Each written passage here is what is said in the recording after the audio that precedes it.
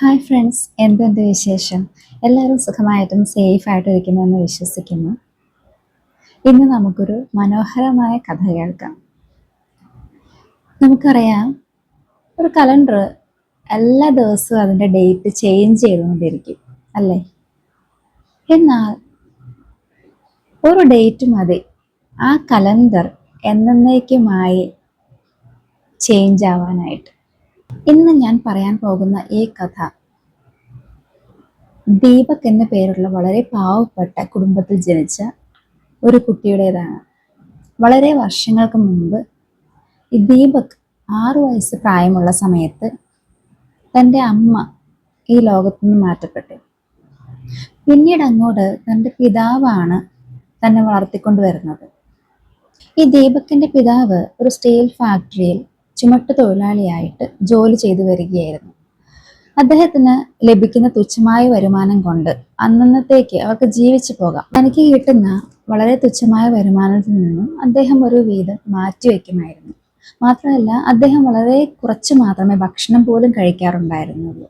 അങ്ങനെ അദ്ദേഹം സേവ് ചെയ്യുന്നതെല്ലാം ഈ ദീപകിന്റെ പഠനത്തിന് വേണ്ടിയിട്ട് അദ്ദേഹം ചെലവഴിച്ചു. അങ്ങനെ അദ്ദേഹം എന്നും ഉറപ്പുവരുത്തുന്ന ഒരു കാര്യമുണ്ട്, ദീപക് എല്ലാ ദിവസവും സ്കൂളിൽ പോകുന്നുണ്ടോ എന്നും നന്നായി പഠിക്കുന്നുണ്ടോ എന്നും അദ്ദേഹം ഉറപ്പുവരുത്തുമായിരുന്നു. അങ്ങനെ വളരെ സ്ട്രഗിൾ ചെയ്ത് ഈ പിതാവും ദീപക്കും ജീവിച്ചു പോവുകയാണ്. അങ്ങനെ ദീപക് തൻ്റെ 13ാമത്തെ വയസ്സിൽ ഒരു വീട്ടിലെ കാര്യങ്ങളൊക്കെ എങ്ങനെ മാനേജ് ചെയ്യാമെന്ന് പഠിക്കുകയാണ്.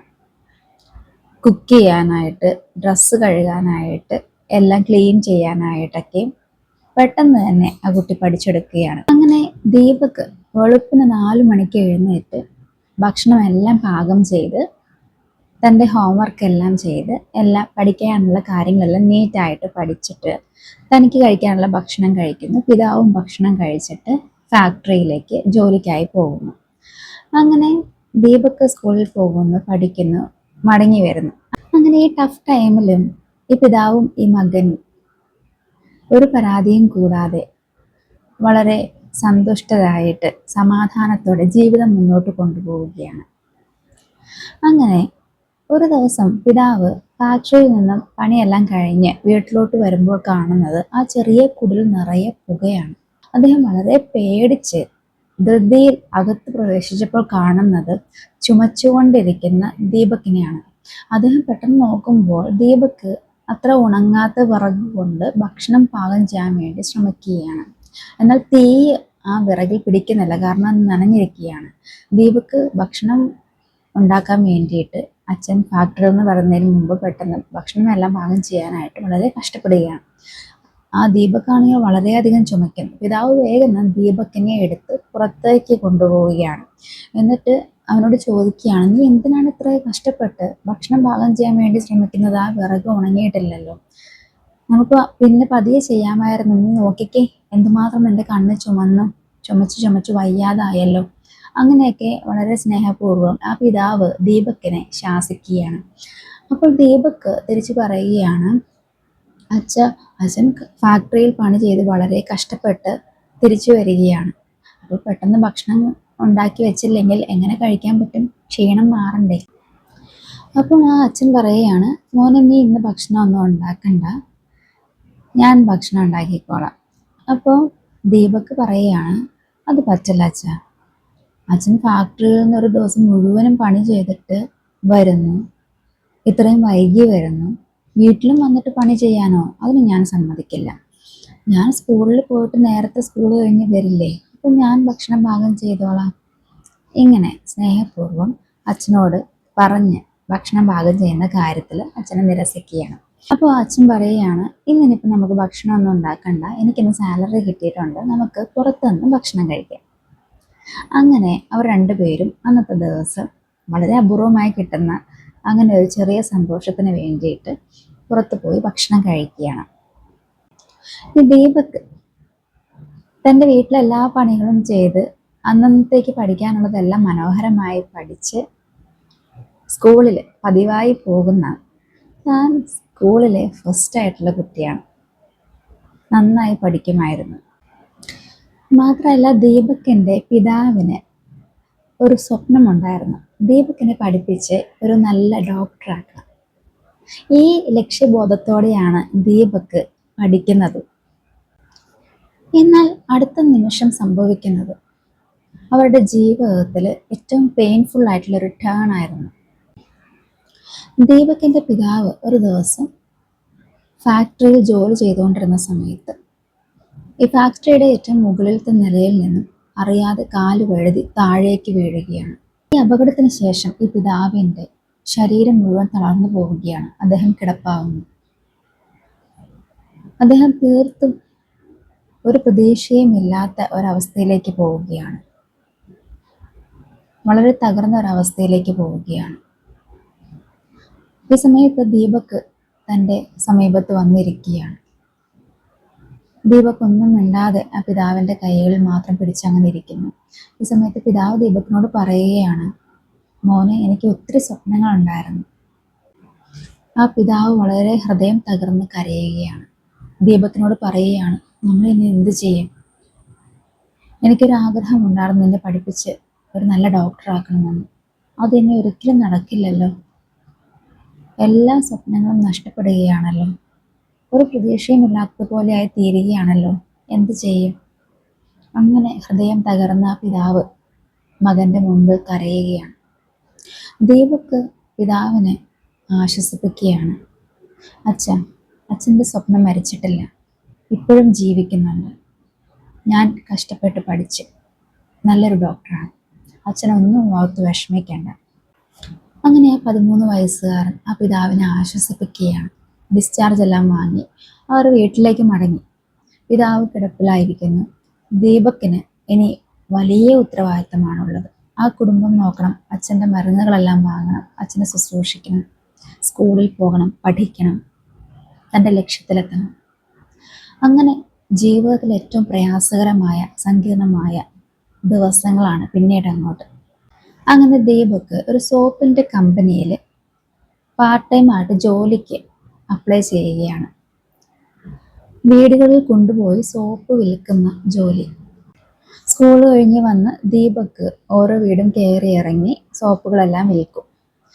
എന്നിട്ട് സൺഡേയും സാറ്റർഡേയും ആ ദിവസം മുഴുവനും ഇതുപോലെ സോപ്പുമായിട്ട് എല്ലാ വീടുകളും കയറി ഇറങ്ങി. അങ്ങനെ ദീപക് വീട്ടിലേക്ക് അത്യാവശ്യമായിട്ടുള്ള സാധനങ്ങൾ വാങ്ങാനും പിതാവിൻ്റെ മരുന്നിന് ആവശ്യമായ പണവും കണ്ടെത്തുന്നു. അങ്ങനെ ദിവസങ്ങളും വർഷങ്ങളും കഴിഞ്ഞു പോവുകയാണ്. ദീപക് വളരെ കഷ്ടപ്പെട്ട് പഠിച്ച് തൻ്റെ +2 തനിക്ക് ഏറ്റവും നല്ല മാർക്കോടെ പാസ്സാകാനായിട്ട് സാധിക്കുന്നു. അങ്ങനെ താൻ പിന്നെ ആ വെക്കേഷൻ ടൈമിലെല്ലാം സോപ്പ് വിൽക്കാനായിട്ട് ഓരോ വീടുകളും കയറി ഇറങ്ങി നടക്കുകയാണ്. എന്നാൽ ആ ഒരാഴ്ച ദീപകിന് ഒറ്റ സോപ്പ് പോലും വിൽക്കാൻ പറ്റുന്നില്ല. ആരും വാങ്ങുന്നില്ല സോപ്പ്. ദീപകിന് വളരെ നിരാശയായി. എങ്ങനെ വീട്ടിലേക്ക് ആവശ്യത്തിനുള്ള സാധനങ്ങൾ വാങ്ങും? പിതാവിൻ്റെ മരുന്ന് എങ്ങനെ വാങ്ങും? മാത്രമല്ല, തൻ്റെ ഏറ്റവും വലിയ സ്വപ്നമായ ഡോക്ടർ ആകുക എന്നുള്ള ആ വലിയ സ്വപ്നത്തിന് വേണ്ടിയതായിട്ടുള്ള അഡ്മിഷൻ്റെ ഫോം ഫില്ല് ചെയ്ത് കൊടുക്കാനായിട്ട് 500 രൂപയും അത്യാവശ്യമാണ്. എന്ത് ചെയ്യും? അങ്ങനെ പിറ്റേ ദിവസമായി. ദീപക് പിന്നെയും പ്രതീക്ഷയോടെ സോപ്പുമായിട്ട് ഓരോ വീടുകൾ കയറി ഇറങ്ങുകയാണ്. വളരെ ക്ഷീണിതനാണ് ഈ ദീപക്. ഒന്നും ഭക്ഷണം കഴിച്ചിട്ടില്ല. വീട്ടിലേക്കൊന്നും ഭക്ഷണ സാധനങ്ങൾ വാങ്ങാൻ സാധിച്ചിട്ടില്ല. പിതാവിൻ്റെ മരുന്ന് വാങ്ങാൻ സാധിച്ചിട്ടില്ല. മാത്രമല്ല, ഇന്ന് തൻ്റെ അഡ്മിഷൻ ഫീ അടയ്ക്കേണ്ട ലാസ്റ്റ് ഡേറ്റാണ്. ആപ്ലിക്കേഷൻ ഫോം ഫില്ല് ചെയ്യേണ്ട ലാസ്റ്റ് ഡേറ്റാണ്.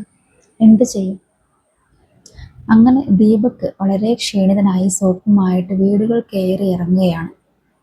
വൈകുന്നേരമായി. ദീപക് വിചാരിച്ചു, സോപ്പ് ആരും വാങ്ങിയില്ലെങ്കിൽ തന്നെയും ഇനി കയറാൻ പോകുന്ന വീട്ടിൽ നിന്ന് അല്പം ഭക്ഷണമെങ്കിലും ഞാൻ ചോദിക്കും. അത്രയ്ക്ക് ക്ഷീണിതനായി. അങ്ങനെ ദീപക് ലാസ്റ്റ് വീടിൻ്റെ ഡോർ മുട്ടുകയാണ്. ഡോർ മുട്ടിയ സമയത്ത് ഒരു സ്ത്രീ വന്ന് ആ ഡോറ് തുറന്നു. അവർ നോക്കുമ്പം ഈ ക്ഷീണിതനായ ദീപകിനെ കണ്ടിട്ട് അവർക്ക് വളരെ മനസ്സലിഞ്ഞു. കണ്ടിട്ട് ഒന്നും കഴിക്കാത്തതുപോലെ ഉണ്ടല്ലോ, ഒന്നും കഴിച്ചില്ലേ? അപ്പോൾ ദീപക് പറഞ്ഞു, ഇല്ല, ഞാനൊന്നും കഴിച്ചിട്ടില്ല, എനിക്ക് നന്നായിട്ട് വിശക്കുന്നുണ്ട്. അങ്ങനെ സന്തോഷത്തോടെ ആ സ്ത്രീ കൊടുത്ത വെള്ളവും ഭക്ഷണവും ദീപക് സന്തോഷത്തോടെ കഴിക്കുകയാണ്. അങ്ങനെ ഭക്ഷണം കഴിച്ചുകൊണ്ടിരിക്കുമ്പോൾ ഈ സ്ത്രീ പല ചോദ്യങ്ങളും ചോദിക്കുക, മോൻ സ്കൂളിലൊന്നും പോകുന്നില്ലേ? അപ്പോൾ ദീപക് പറഞ്ഞു, ഉവ്വ, ഞാൻ +2 പാസ്സായി, എനിക്ക് നല്ല മാർക്കൊക്കെ ഉണ്ട്. പക്ഷേ എൻ്റെ ഏറ്റവും വലിയ സ്വപ്നമായിരുന്നു ഡോക്ടർ ആകുക എന്നുള്ളത്. അപ്പോൾ ആ സ്ത്രീ ചോദിച്ചു, അതിനെന്ത് പറ്റി? നല്ല മാർക്കുണ്ടല്ലോ, അപ്ലൈ ചെയ്യൂ. അപ്പോൾ ദീപക് പറഞ്ഞു, അപ്ലൈ ചെയ്യണം, പക്ഷേ ഈ ഒരാഴ്ചയായിട്ട് എനിക്കൊരു സോപ്പ് പോലും വെക്കാൻ പറ്റിയിട്ടില്ല. എനിക്ക് അഡ്മിഷന് വേണ്ടിയിട്ട് ഫോം ഫില്ല് ചെയ്ത് കൊടുക്കാൻ 500 രൂപ അത്യാവശ്യമാണ്. എന്നാൽ ഈ ഒരാഴ്ച എനിക്കൊന്നും കിട്ടിയിട്ടില്ല. വീട്ടിലേക്ക് സാധനങ്ങൾ വാങ്ങാനുണ്ട്, എൻ്റെ പിതാവ് കിടപ്പാണ്, അദ്ദേഹത്തിനുള്ള മരുന്ന് വാങ്ങാനുണ്ട്, അങ്ങനെ പല കാര്യങ്ങളുണ്ട്. അപ്പോൾ ആ സ്ത്രീ വളരെ വിഷമത്തോടെ അവരകത്തേക്ക് കയറിപ്പോയിട്ട് തിരിച്ച് 500 രൂപ എടുത്തിട്ട് ദീപകിന് കൊടുത്തിട്ട് പറഞ്ഞു, ഇന്ന് തന്നെ നീ പോയി, ഇപ്പം തന്നെ നീ പോയിട്ട് ആ ഫോം ഫില്ല് ചെയ്ത് കൊടുത്ത് പേയ്മെൻ്റ് ഒക്കെ ചെയ്തിട്ട് സന്തോഷമായിട്ട് വീട്ടിട്ട് പോക്കും. ദീപകിന് വിശ്വസിക്കാൻ സാധിച്ചില്ല, അത്ഭുതപ്പെട്ടുപോയി. 500 രൂപയോ? ഒരു സോപ്പ് പോലും വിൽക്കാണ്ട് 500 രൂപ കിട്ടുക എന്ന് പറഞ്ഞാൽ ദീപക് വളരെ അത്ഭുതപ്പെട്ടുപോയി. അങ്ങനെ വളരെ സ്നേഹത്തോടും നന്ദിയോടും ആ സ്ത്രീയുടെ കാൽ തൊട്ട് അനുഗ്രഹം വാങ്ങുകയാണ്. അവിടെ നിന്ന് ഓടി നേരെ പോയി ഫോം ഫില്ല് ചെയ്ത് കൊടുത്തിട്ട് ഈ പേയ്മെൻറ്റും ചെയ്ത് വളരെ സന്തോഷത്തോടെ ദീപക് തൻ്റെ വീട്ടിലേക്ക് ചെന്ന് അച്ഛനോട് ഈ നടന്ന കാര്യങ്ങളെല്ലാം പറയുകയാണ്. അങ്ങനെ വർഷങ്ങൾ കഴിഞ്ഞു പോയി. ദീപക് ആ ടൗണിലെ ഏറ്റവും ബെസ്റ്റ് ഡോക്ടറാണ്. അതുമാത്രമല്ല, ദീപകിന് തൻ്റെതായ ഒരു നഴ്സിംഗ് ഹോം സ്റ്റാർട്ട് ചെയ്യാൻ സാധിച്ചു. തൻ്റെ പിതാവിൻ്റെ ട്രീറ്റ്മെൻറ്റ് ഏറ്റവും ബെസ്റ്റായി ചെയ്യാൻ സാധിച്ചു. അങ്ങനെ ആ പിതാവ് ഇപ്പോൾ എഴുന്നേറ്റ് നടക്കുന്നു. അങ്ങനെ വലിയ സന്തോഷകരമായ അനുഭവങ്ങളിലൂടെ ദീപക് ജീവിക്കുകയാണ്.